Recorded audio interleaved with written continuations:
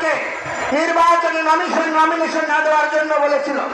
আমরা আন্দোলন করেছিলাম, প্রতিবাদ করেছি, তাদেরকে নমিনেশন দেওয়া হয়েছে। সেই দুর্বৃত্তপনার বিচার আজকে যদি রাজনৈতিক দায় এড়াতে চায় তাহলে বিএনপি, জামায়াতে ইসলাম, আপনারা যারা আছেন ক্ষমতায়, তাদের উচিত ছিল প্রথম 5টা বা 6টা কমিশনের সঙ্গে 21 সাল থেকে অদ্যাবধি যে সহিংসতা হয়েছে, যে নির্যাতন হয়েছে, হত্যাকাণ্ড হয়েছে, তার জন্য কমিশন গঠন করা। আপনারা বাস্তবিকই সংখ্যালঘুদের প্রতি আন্তরিক, সেটি তো আমরা দেখিনি। আপনারা সংবিধান সংশোধন করতে চান, আমরা বিরোধিতা করি না। রাষ্ট্র যদি সামগ্রিকভাবে জনসাধারণের প্রয়োজনীয় মৌলিক অধিকার প্রতিষ্ঠার জন্য সংযুক্তি দরকার হয় করেন, তবে সেখানে আমরা শুনলাম কালকে সেই কমিশনে হিন্দু প্রতিনিধি দেওয়া হয়েছে। আমাদের বক্তব্য হচ্ছে আড়ালে লুকোচুরি করে আমাদের পাহাড়িদের মধ্যে একজন উপদেষ্টা নিয়োগ করা হয়েছে। এই উপদেষ্টা তিনি পাহাড়িদের উপর যখন হামলা হয়েছে বক্তব্য এসেছে তার, আমরা তাকে কৃতজ্ঞতা জানাই। কিন্তু আমাদের যে হিন্দু উপদেষ্টা হলো আজ পর্যন্ত কোন মন্দির পরিদর্শনে যায়নি,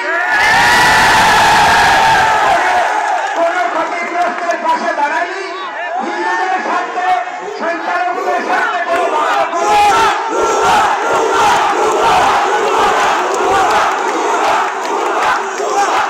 আজ পর্যন্ত তার কোন দৃশ্যমান পদক্ষেপ আন্দোলনরত কর্মীদের সঙ্গে আলোচনা করতে দেখিনি।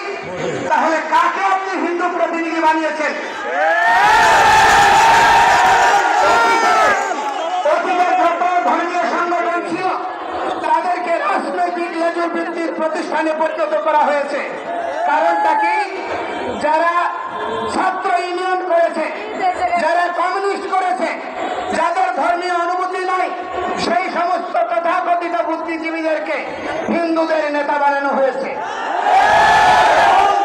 তার বদৌলতে আজকে সনাতনী সমাজের প্রতি সংবেদনশীল কোন বিষয় নিয়ে তাদের যথার্থ পদক্ষেপ আমরা দেখিনি। এই জন্য আমরা এই ধরনের কোন ব্যক্তিকে কমিশনে অন্তর্ভুক্তি হলে আমরা সংখ্যালঘুরা সেই ধরনের পরিবর্তন মানব না। আমাদের কাছে আলোচনা করে আমাদের এই সকলের সম্মতিক্রমে যথাযথ ব্যক্তিকে যদি এই কমিশনে অন্তর্ভুক্ত করা হয় এবং ধর্মীয় বিষয়ে কোন না কোন সাধু সন্তকে সেখানে প্রতিনিধিত্ব করতে হবে। ধর্ম মন্ত্রণালয়ে একজন হুজুরকে দেওয়া হয় ধর্মমন্ত্রী হিসেবে, প্রতিটি রাজনৈতিক সরকারি। তাহলে হিন্দুদের প্রতিনিধিত্ব করার জন্য অবশ্যই অরাজনৈতিক এবং ধর্মীয় ব্যক্তিত্বের উপস্থিতি আবশ্যক। এবং আমরা বলতে চাই সেই ধরনের পরিকাঠামো এবং সেই ধরনের মানসিকতা আমাদের প্রতি আপনাদের আন্তরিকতাকে প্রমাণ করবে। আমরা কথাই নয় কাজে বিশ্বাস করতে চাই। 53 বছর বঞ্চিত হয়েছি, বহু বছর মাঠে নেমেছি। এখন সমস্ত সাধুরা ধ্যান তপস্যা ছেড়ে, মঠ মন্দির ছেড়ে তারা রাস্তায় নেমেছে। আমাদেরকে হুমকি দেওয়া হচ্ছে বোমা হামলা, আমাদেরকে হুমকি দেওয়া হচ্ছে হত্যা, আমাদেরকে হুমকি দেওয়া হচ্ছে জেলে নেওয়ার। এই ধরনের হুমকি ধামকিতে, দেশ ত্যাগের হুমকিতে আমাদেরকে দমিত করা যাবে না। আমি এই দেশ ছেড়ে যাব না। আমি এই দেশের ভূমিপুত্র, বাঙালির সংস্কৃতিকে বিপন্ন হতে দেব না। আপনারা, আমরা সনাতনীরা, বৌদ্ধরা আমরা বিশ্বাস করি জন্মান্তর বাদে। দেহের মৃত্যু হয়, আত্মার মৃত্যু হয় না। কবি গিয়েছেন আবার আসিব ফিরে দানশিরি নদীর তীরে, শঙ্খচিল বা শালিকের বেশে। আমরা শঙ্খচিল শালিকের বেশে নয়, আমরা বীর যোদ্ধা হয়ে মরব এবং আবার জন্মগ্রহণ করব।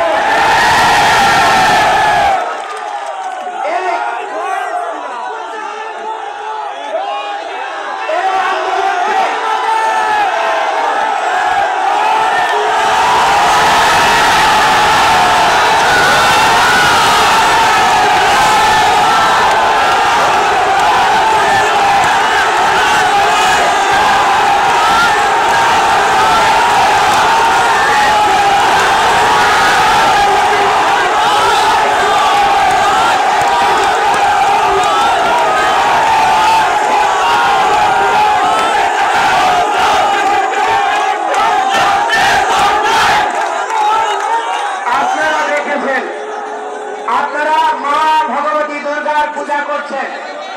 আগামী 4-5 দিন পরে বাংলাদেশের সনাতনীদের সবচেয়ে বড় ধর্মীয় উৎসব দুর্গা পূজা অনুষ্ঠিত হবে। মা দুর্গা পূর্বে সতী ছিল, সতী রূপে দেহত্যাগ করে তিনি আবার পার্বতী হয়েছেন এবং মহিষাসুর মর্দিনী রূপে চণ্ডমুণ্ডকে বধ করে চণ্ডিকা হয়েছেন।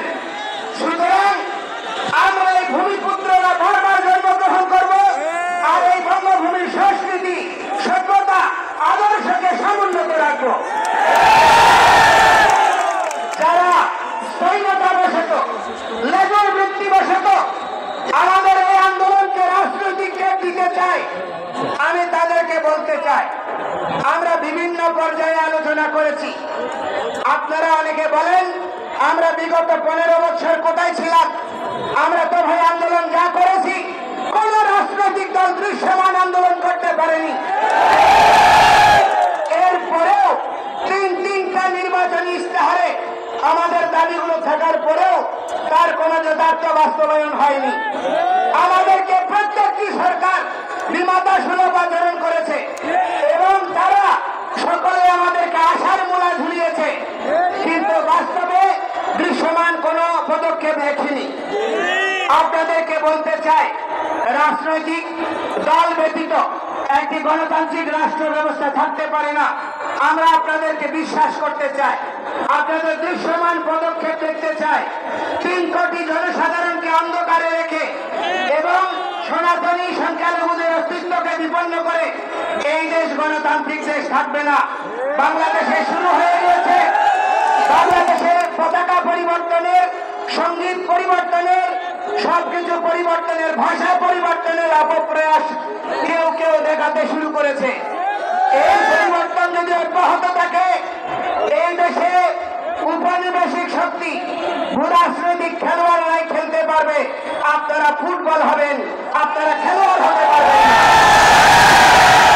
আমি আপনাদেরকে বলতে চাই, কখনো আপনারা আমেরিকা, কখনো চায়না, কখনো রাশিয়া, কখনো ইন্ডিয়া এদের দাসত্ব করেছেন প্রতিটি রাজনৈতিক দল। আর হিন্দুরা আন্দোলন করলে তাদেরকে ইন্ডিয়ান টেক দেবেন, তাদেরকে আওয়ামী লীগের টেক দেবেন। এইটা আমরা কখনো মেনে নেব না।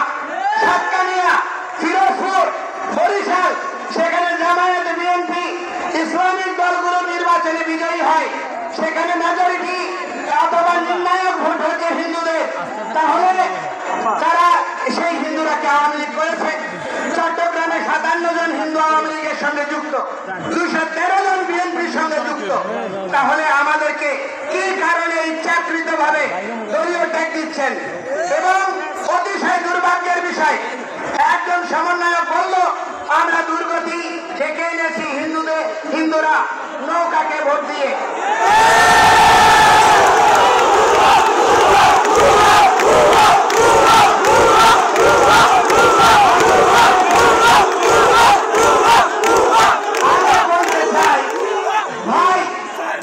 আমরা বিভিন্ন পর্যায়ে বলেছি বাংলাদেশের প্রেক্ষাপট কিরকম ছিল।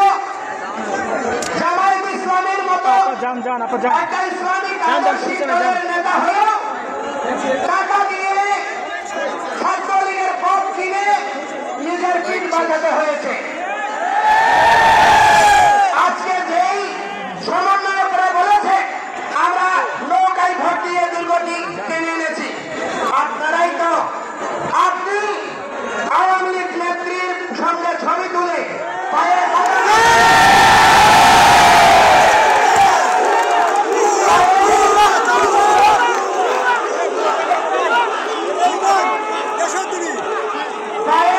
পায়ে কদমমুখী করে ছাত্রলীগের পথ দিয়ে দলীয় কর্মকাণ্ড করে আজকে আপনি হয়ে গিয়েছেন আওয়ামী বিদ্বেষী, অথবা আপনি হয়ে গিয়েছেন গণজাগরণের অভ্যুত্থানের নায়ক।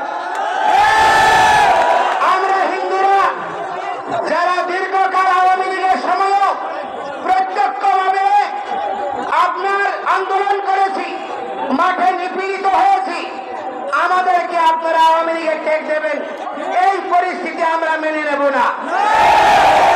এবং আমরা এখন থেকে সমস্ত